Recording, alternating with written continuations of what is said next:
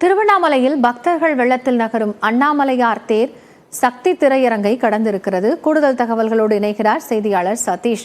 சதீஷ், இப்போ திரளான பக்தர்கள் இணைந்து இந்த மகா தேரை வடம் பிடிச்சு இழுத்துட்டு இருக்காங்க. சுற்று வட்டாரத்தில் என்னென்ன பாதுகாப்பு ஏற்பாடுகள் இருக்கு? தேர் எப்போது நிலையை வந்தடையும்? கட்டாயமாக நினைத்தால முக்தி தரக்கூடிய திருவண்ணாமலை அண்ணாமலையார் கோயில் திருக்கார்த்திகை தீப திருவிழா டிசம்பர் 4ஆம் தேதி கொடியேற்றம் தொடங்கி விவசாயம் நடைபெற்று வருகிறது. இன்று டிசம்பர் 7ஆம் நாள் மகாரதம் என்ற கூடிய தேரோட்டமானது தற்போது தொடங்கி நடைபெற்று வருகிறது. இன்று காலை விநாயகர் தேரானது 7 மணி அளவில் தொடங்கி நிலை அடைந்து அதன் 9 மணி அளவில் முருகத் தேரானது மாடவீதி வலம் வந்து நிலை அடைந்தது. 1 மணி அளவில் தொடங்கிய மகாரதம் என்ற கூடிய பெரிய தேரானது தற்போது 5 மணி நேரம் கடந்து சக்தி தியேட்டர் மூலையை வந்தடைந்துள்ளது. திருவண்ணாமலை விழாக்கோலம் போன்றுள்ளது என்றுதான் கூற வேண்டும். லட்சக்கணக்கான பக்தர்கள் அண்ணாமலையாருக்கு அரோகரா என்ற பக்தி முழக்கத்தோடு தேரினை வடம் பிடித்து இழுத்து வருகிறார்கள். குறிப்பாக இந்த தேரோட்டத்தை ஒட்டி வடக்கு மண்டல காவல்துறை துணைத் தலைவர் தலைமையில் 6000 போலீசார் பாதுகாப்பில் ஈடுபடுத்தப்பட்டுள்ளார்கள். குறிப்பாக மாடவீதி முழுவதும் போலீசார் தங்கள் கட்டுப்பாட்டுக்குள் கொண்டு வந்துள்ளனர். குறிப்பாக வாகனங்கள் எதுவும் அனுமதிக்காமல் கற்பூரங்கள் ஏற்றக்கூடாது என்று மிக கடுமையான கட்டுப்பாடுகளை விதிக்கப்பட்டு தடையை மீறி மாடவீதிக்குள்ள வாகனங்களை பறிமுதல் செய்யும் நிகழ்வுகளும் நடந்து கொண்டிருக்கிறது. கிட்டத்தட்ட 30க்கும் மேற்பட்ட வாகனங்களும் காவல்துறை பறிமுதல் செய்துள்ளார்கள். குறிப்பாக இந்த சக்தி தேட்டர் மூலையை கடந்துள்ள அண்ணாமலையார் தேரானது சுமார் 200 டன் எடை கொண்ட இந்த தேரினை 59 அடி உயரம் கொண்டது. தற்போது லட்சக்கணக்கான பக்தர்கள் வடம் பிடித்து அண்ணாமலையாருக்கு அரோகரா என்ற பக்தி முழக்கத்தோடு இழுத்து வருகிறார்கள். இந்த தேரானது 8 மணி அளவில் நிலையை அடையும் என எதிர்பார்க்கப்படுகிறது. அதனைத் தொடர்ந்து பெண்கள் மட்டுமே முழுமையாக ஏற்கக்கூடிய அம்மன் தேரோட்டம் தொடங்கும். அதனைத் தொடர்ந்து அம்மன் தேரானது மாடவீதியில் வலம் வந்து நிலையை அடைந்ததும் சண்டிகேஸ்வரர் தேரோட்டம் குழந்தைகள் சிறுவர்கள் மட்டுமே படம் பிடித்து இருக்கக்கூடிய அந்த தேரோட்டமானது இரவு நேரத்தில் நடைபெறும். இந்த தேரோட்டமானது நள்ளிரவு 12 மணி அளவில் முடியும் என எதிர்பார்க்கப்படுகிறது. சதீஷ், இப்போ தேர் திருவிழா ஒட்டி இப்போ நிறைய மக்கள் அந்த இடத்துல கூடியிருக்கிறாங்க. பாதுகாப்பு ஏற்பாடுகள் ஒருபுறம் செய்யப்பட்டிருக்கிறது. அடுத்தடுத்த நாட்கள்ல இந்த கோவிலுடைய நிகழ்வுகள் அப்படிங்கிறது சிறப்புகள் என்ன?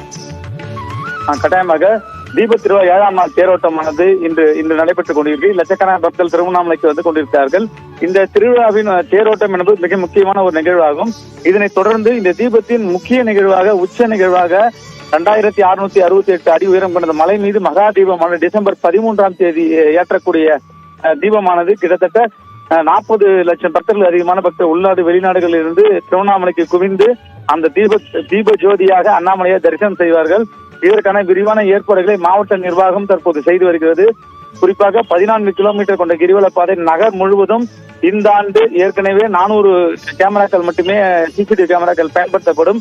ஆனால் இந்த ஆண்டு இதுவரை இல்லாத 700 சிசிடிவி கேமராக்களை பொருத்தப்பட்டு அதுக்குண்டான பணிகள் நடைபெற்று வருகிறது. அதே போல தற்காலிக பேருந்து நிலையங்களை பொறுத்தவரை 15 தான் கடந்த ஆண்டு நிர்ணயம் செய்யப்பட்டு அமைக்கப்பட்டிருந்தது. ஆனால் இந்த ஆண்டு அதாவது ஆந்திரா, கர்நாடகா போன்ற வெளி மாநிலங்கள் அதிக பக்தர்கள் வருவதால அவர்களும் கணக்கிட்டு கிட்டத்தட்ட 23 இடங்களில் பேருந்து நிலையங்கள் அமைக்கப்பட்டு அந்த பேருந்து நிலையங்களில் பல்வேறு அடிப்படை வசதி, குடித நீர் உள்ளிட்ட அடிப்படை வசதிகள் மேம்படுத்தப்பட்டுள்ளது. அதே போல இந்த ஆண்டு தீப திருவிழாவிற்கு எந்த ஆண்டும் இல்லாத வகையில் 16,000 போலீசார் திருவண்ணாமலையில் பக்தர்கள் எந்த அளவுக்கு குவிகிறார்கள், அதுவும் காவல்துறை பாதுகாப்பும் அதிகப்படுத்தும் நோக்கில் பாதுகாப்பு பணி ஏற்படுத்தி வருகிறது.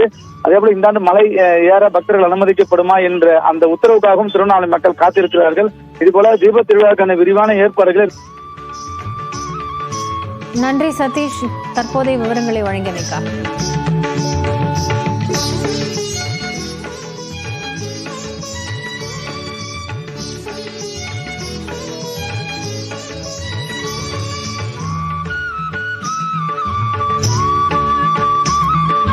தேரோட்டத்தினிடையே அண்ணாமலையார் கோவில் ராஜகோபுரம் முன்பு தாய்மார்கள் கரும்பில் தொட்டில் கட்டி தங்கள் தோள்களில் சுமந்து சென்று நேர்த்திக்கடன் செலுத்தினர். அண்ணாமலையாரை வேண்டி அதன் பின்னர் குழந்தை வரம் பெற்ற தாய்மார்கள் தீப திருவிழா நாட்களில் அக்குழந்தையை கரும்பு தொட்டிலில் கட்டி நேர்த்திக்கடன் செலுத்துவது வழக்கம்.